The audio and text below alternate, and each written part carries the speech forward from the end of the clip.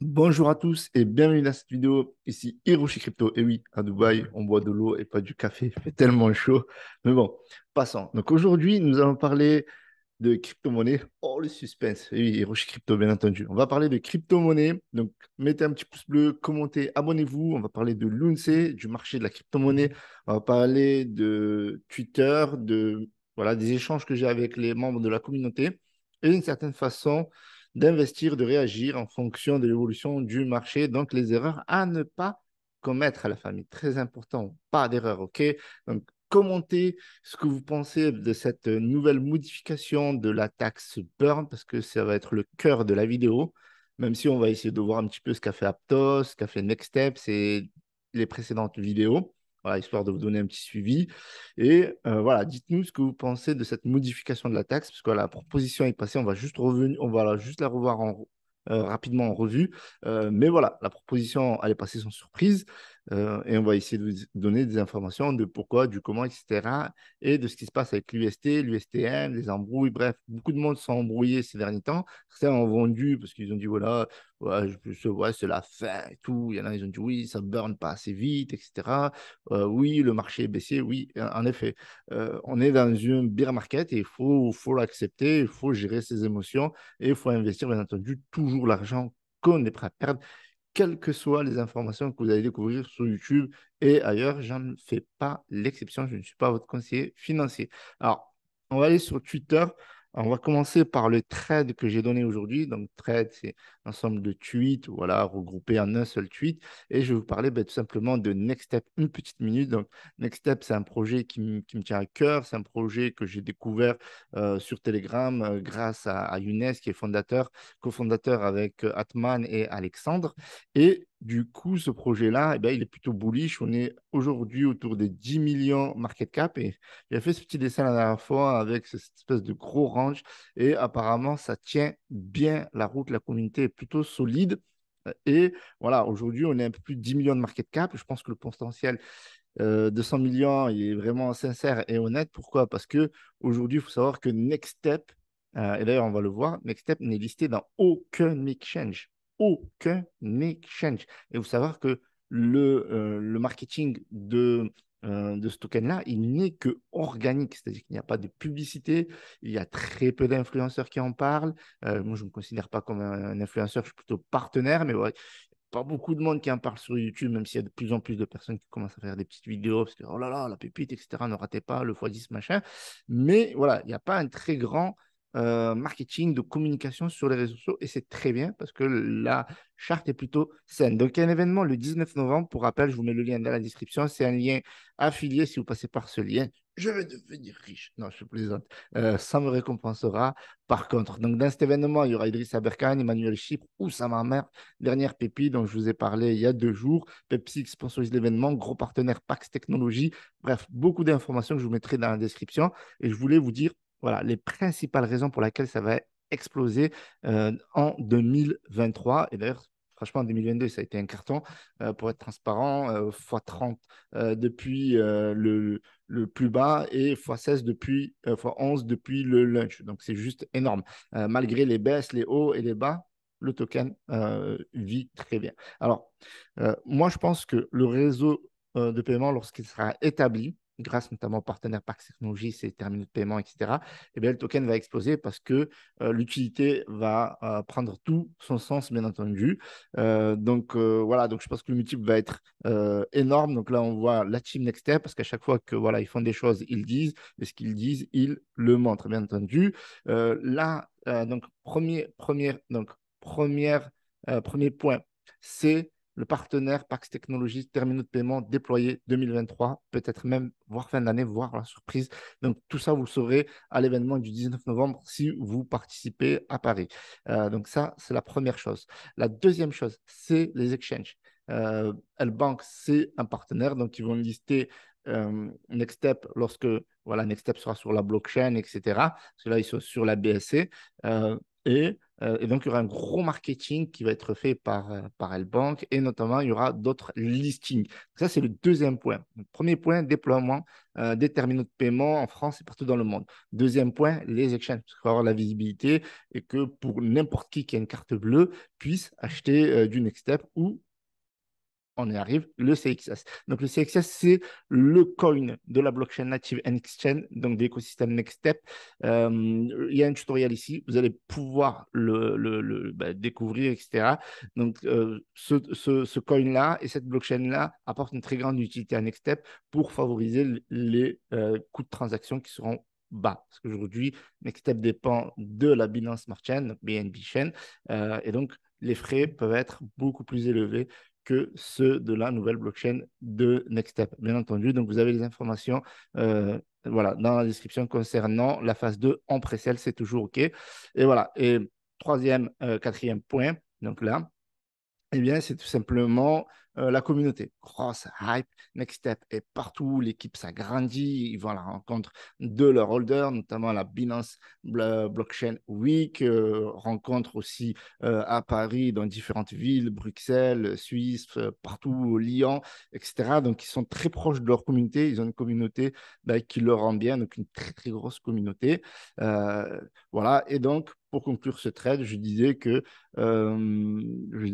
Nextstep, voilà, a une équipe juste énorme. Ils bossent, ils sont à fond. Et voilà. Et donc, du coup, moi, je leur apporte beaucoup de force, comme on peut le voir. Ça, c'était quand j'étais présent à la conférence de Lyon. Et vous avez la vidéo de la conférence. Et voilà, en fait, je tiens à remercier toute l'équipe Nextstep, donc Younes, Alexandre, Atman, aujourd'hui Robin et les autres qui sont très actifs sur les réseaux sociaux, Telegram, Twitter, etc. Et tous ceux qui partagent. Donc, n'hésitez pas à nous dire ce que vous pensez de Nextstep. Et vous allez voir ici, il y a pas mal d'avis, d'énormes avis. Donc, beaucoup de personnes qui trouvent le projet excellent, etc. N'hésitez pas à checker, je vous mets ça dans la description. Passons donc au marché. Le marché aujourd'hui, voilà, il est baissier. Il est baissier, il est archi baissier, 1,14%. Et en plus de ça, il est bull trap, il est piégeur. Alors, je ne vais pas parler de bull trap pour un plus 2%, parce que quand on regarde le Bitcoin actuellement, ben, on voit qu'en fait, il a piégé pas mal d'investisseurs. Parce que, en fait, quand le Bitcoin monte, les altcoins généralement montent, et c'est ce qui s'est passé aujourd'hui. Et des fois, il y a des altcoins qui prennent plus 5%, plus 7%.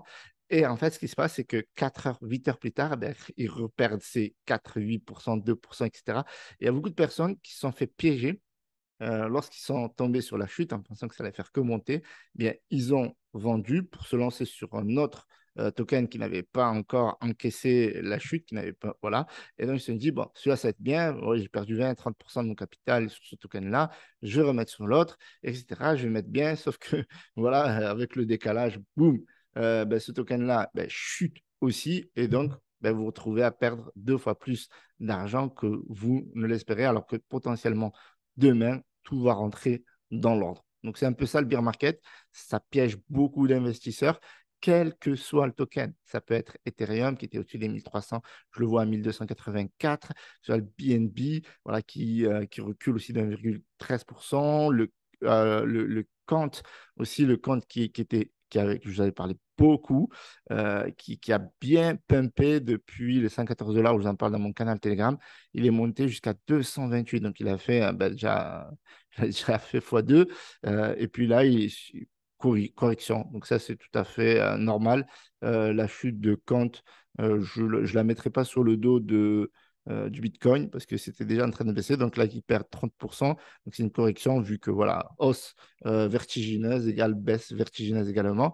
Et là, ils sont en train de rebondir en même temps que le Bitcoin et les autres altcoins. Voilà. Donc ça, c'est par rapport au marché. Donc, faire très attention. Donc, on a un Lunce qui est un peu pâle, on va dire ça comme ça, depuis le plus gros rebond. Eh bien, voilà, on a eu une correction, ce qui est normal, puis c'est remonté. Et là, depuis, ça ne fait que baisser. Mais vous voyez que la baisse, sincèrement, elle n'est pas si énorme que ça. Et elle n'est pas dégueulasse non plus. Donc là, on a perdu, certes, 35%, 30% depuis le plus haut. Mais quand on voit Kant aussi qui a fait une énorme progression, quand ça permet l'interopérabilité des blockchains, etc. Donc, c'est un token génial, on en reparlera. Donc, il a perdu plus de 30% également. Et aujourd'hui, ben, c'est l'UNC aussi depuis le plus haut. Donc, le marché sanctionne. En fait, le marché sanctionne la baisse de la supply qui n'est pas aux attentes. Donc ça, c'est pour moi la raison principale de la baisse du Lunce et aussi une baisse de la hype. Donc ça, c'est voilà, les raisons pour lesquelles ça baisse. Donc pas beaucoup de burn. Donc l'utilité, c'est en cours, etc. On l'a déjà vu. Donc ça, c'est pas quelque chose qu'on va voir du jour au lendemain. Le burn, par contre, on le voit parce qu'on arrive à le mesurer. Donc pour moi, ben, voilà, sans surprise. Moi, personnellement, je ne suis pas déçu. C'est clair qu'on aurait pu avoir mieux. C'est clair que burn la supply en 200 jours, c'était peut-être un fantasme, vu le nombre de tokens qu'il y a dans la supply. Mais si la taxe burn avait été appliquée par les exchanges, eh bien, peut-être qu'on aurait eu ce résultat-là. Sauf que les exchanges, ils ont boycotté la taxe burn carrément la tax burn sur les transactions à l'achat et à la vente de 1,2%. Ils ont jugé que c'était trop élevé, bien entendu. On a eu Binance qui a dit, écoutez, moi je vous fais cadeau de mes fees, je ne prends rien, mais par contre, il y aura de question que j'impose une tax burn aux membres de mon exchange. Voilà. Donc, beaucoup de personnes, ben, on avait critiqué, etc. Puis au final, on se rend compte que peut-être que 1,2%, ce qui ne semble pas beaucoup, peut sembler beaucoup aux traders, aux swing traders. Moi, vous le savez, je prends des trades à 10K et certains trades, surtout vu la conjoncture économique et la crise. Mais imaginez aujourd'hui, si j'avais pris un trade, je me prends 1,2% de taxe et je me prends 7,5% dans la gueule. Ouais, c'est à peu près. Ouais, il a bien baissé. Oula, il a perdu 8,4%. Ça me semble beaucoup, mais oui, on est passé de 3,25 8 à 3,23 874. Donc, ouais, 5,56%. Donc, oui, donc je le prends peut-être un peu de plus haut. Donc, on est à 5,56%, plus 1,2% de plus. Donc, ça fait beaucoup pour les swing traders. Sauf que là, on serait, entre guillemets, sur un swing perdant. Donc, si on revoit les autres journées, il n'y a pas eu en ce moment des grosses journées. Je sais pas, moi, on voit cette bougie ouais, mais qui était dans les annonces, l'euphorie, etc. On était quand même, c'est vrai qu'il y avait quand même plus de 22%. Mais des journées comme ça, il y en a pas tous les jours. En ce moment, sincèrement, on a souvent des journées baissières même. Donc, toutes ces journées où ce sera baissier, les gens, ils vont payer beaucoup plus avec les taxes et les swing traders, voilà, ils vont déchanter, clairement. Donc, il y a eu cette proposition sur la taxe burn de 0,2%. Donc, elle est passée. Voilà, c'est surprise. L'information date un peu. Donc, c'était il y a 3 jours que ça a été validé. Donc, il n'y a pas de souci à ce niveau-là. On a des gros validateurs qui ont voté. On a KuCoin ici, donc KuCoin qui soutient cette taxe burn, Orion Money, Nodes, etc. Donc, voilà, tous les gros validateurs, ils l'ont accepté. Donc, il y a eu un gros oui à 74%. Donc voilà, donc là on a des sources officielles comme quoi oui, KuCoin, etc. Ils ont accepté. Donc maintenant, à voir est-ce qu'ils vont accepter le burn off-chain, bien entendu, c'est une autre histoire. Donc en tout cas, moi je vais juste vous donner mon opinion par rapport à cette tax burn. Voilà, le constat, il est clair, même celui qui a fait cette proposition-là, il a expliqué que la majorité des transactions qui ont beaucoup chuté sur TerraStation. Donc, TerraStation, c'est ça. Et on peut acheter ici à travers le swap, bien entendu. Elles ont chuté de beaucoup. Donc, il y a beaucoup d'investisseurs qui disent, moi, je ne paye pas la taxe burn, mais 10 000 euros, je perds 120 euros. Boum, je vais sur Binance et j'achète. Et en plus de ça, les frais que va brûler Binance, eh ben, il ne me les impose pas à moi. Enfin, il ne m'impose pas plus de frais que ce que lui, il prend d'habitude. Et donc, du coup, il y a beaucoup de gens qui ont déserté TerraStation. Et ça, c'est problématique. Ça, c'est très problématique parce que, en fait, ce qui se passe, parce que vous allez me dire, oui, mais OK, qu'ils partent, très bien. Mais ce qui se passe, c'est que les transactions qu'il y a off-chain, c'est-à-dire dans les exchanges, les validateurs, ils n'encaissent rien. Ils n'encaissent rien. Ça veut dire qu'ils ne valident pas ces transactions puisqu'elles sont validées sur l'exchange. S'ils ne valident pas, comment un validateur va être payé? Ils sont payés sur les différents frais de transaction. Donc, s'il n'y a pas de transaction parce qu'il y a taxe, il y a la taxe burn qui freine les gens à acheter sur la blockchain, donc en chaîne, eh bien, il n'y a plus de blockchain. Il n'y a plus de blockchain, pas de validateur, pas de validation de transaction, pas d'argent, pas de blockchain. Donc, en fait, la taxe burn, qui était une superbe idée, peut-être le montant était à revoir, et ce qu'ils ont fait, c'est très bien. S'il n'y a plus de validation, plus de validateur, plus de blockchain. Et ça, il faut en avoir conscience. Donc oui, quand il y a eu la hype, c'était génial. C'est monté, ça a explosé. Donc, on n'y voyait que du feu parce que il y a moins de peut-être de transactions, mais euh, il y a des montants plus importants. Voilà, il y a plus d'investisseurs qui reviennent, etc., parce qu'ils ont confiance. Mais c'était assez élevé, moins de transactions, mais avec quand même du volume. Là, il y avait de moins en moins de volume. Et d'ailleurs, on peut le voir directement ici. Tac, je sais. On va voir que les volumes, ils ont littéralement chuté. Donc, vous voyez que là, on est à moins de 200 millions de volume. Donc, vous voyez que, en fait, cette proposition, elle n'arrive pas par hasard. Elle arrive pour deux raisons. La première raison, donc, le burn n'est pas à la hauteur parce qu'il y a moins de transactions. Mais la deuxième raison qui en découle, c'est la conséquence, c'est que les validateurs stoppent la blockchain, le risque, voilà, ou partent, moins de validateurs arrivent parce que il n'y a pas d'argent à gagner ou très peu d'argent à gagner. Voilà. Et donc, ces mecs-là, ils ne font pas du bénévolat. Et s'ils quittent la blockchain ferme. Donc, plus d'écosystème Terra classique. Donc, ça, c'était le danger de euh, la précédente proposition de 1,2%. C'est vrai qu'on aurait pu avoir un meilleur sort dans le sens où les exchanges auraient validé les taxes fees. Et donc, les gens qui veulent acheter du Luna classique parce que les exchanges burn et que on chaîne, on burn, ça aurait été un monde parfait.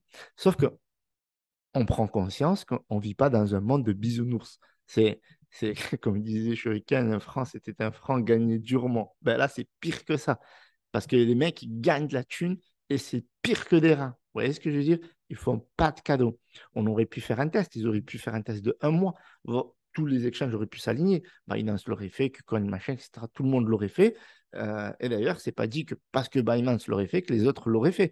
Parce que tout simplement, ils vont se dire, ben, les autres, les investisseurs, ils vont quitter Binance pour venir chez nous. Et on l'a vu. Les investisseurs ont quitté TerraStation, bien que c'est un super outil, pour aller sur Binance ou autre en ayant une meilleure morale. Dire, oui, mais non, bon, je contribue au burn, etc.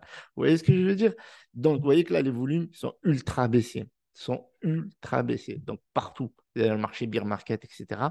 Mais aussi parce que, voilà, on est en mode je ne sais pas trop où je mets les pieds. Donc, c'est pour ça que les investisseurs ne se ruent pas. Néanmoins, cette proposition, elle est géniale. Là, moi, je pense que les gens se méfient, ils attendent, vous voyez, ils vont être moins euphoriques par rapport à la précédente proposition, etc. Donc, il y aura moins de spéculation à dire, ah oui, mais il y aura Binance. Binance, par exemple, pourrait augmenter de 0,1 à 0,2. Voilà. KuCoin pourrait se dire, ben voilà, ben j'augmente légèrement, c'est pas grand-chose, 0,2%. Franchement, c'est vraiment pas grand-chose. Donc, à voir. Donc là, nous aussi, en tant que communicants, youtubeurs, on va mettre le frein, on va mettre, vous voyez ce que je veux dire? On va lever le pied. Parce que la première fois, on était tous euphoriques, allez, machin, c'est une grosse hype, FOMO, génial. Il y a beaucoup de gens qui ont gagné de l'argent. C'est à 3,59 €. Les gens ont vendu, ont pris profit, etc. Après, ils viennent râler dans les commentaires. Ah, moi, j'ai pris 300%, mais. Bon. Alors, pourtant, je reste quand même optimiste. Vous voyez ici, en burn, 700 452 114 l'UNC par jour. Franchement, c'est pas beau. On pourrait amener ce chiffre-là à 1 milliard, 2 milliards. Et franchement, quand on sera à ce niveau-là, les investisseurs vont venir FOMO. Donc, au niveau du stacking, on est à plus de 10%. Donc, c'est génial.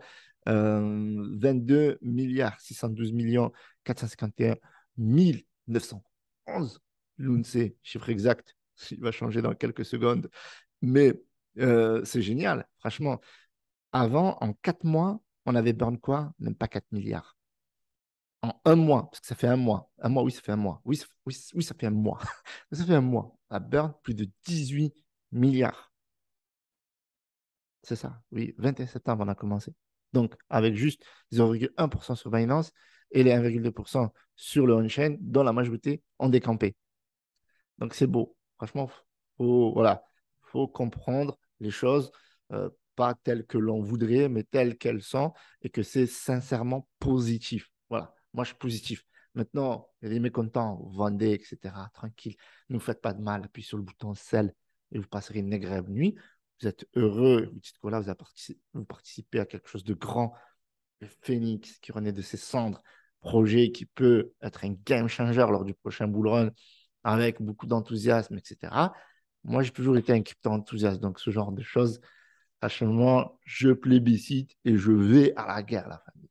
Donc moi, j'ai un objectif, on en reparlera dans une prochaine vidéo, c'est d'avoir au moins 1 milliard de l'UNC. Bah oui, là, ça a baissé le token. C'est les soldes. Les soldes. Moi, je vous le dis, c'est les soldes.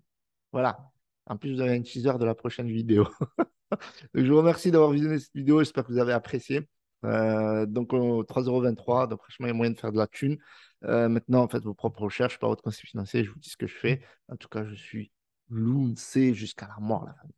Salam alaikum, peace, Hiroshi.